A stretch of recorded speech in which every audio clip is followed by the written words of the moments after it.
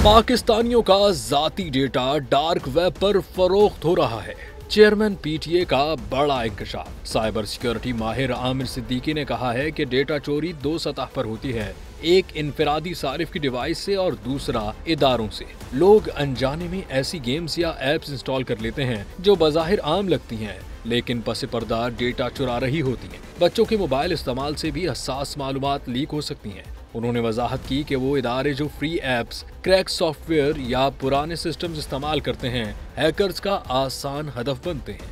आमिर सिद्दीकी का कहना था कि आवाम को चाहिए कि गैर मुसद्दिका वेबसाइट्स या लालच देने वाली स्कीम्स पर एतमाद ना करें। जाली लकी ड्रॉ या ऑफर्स के चक्कर में अपना जाती डेटा हरगिज शेयर ना करें। डेटा की हिफाजत खुद एहतियात और आगाही से ही मुमकिन है।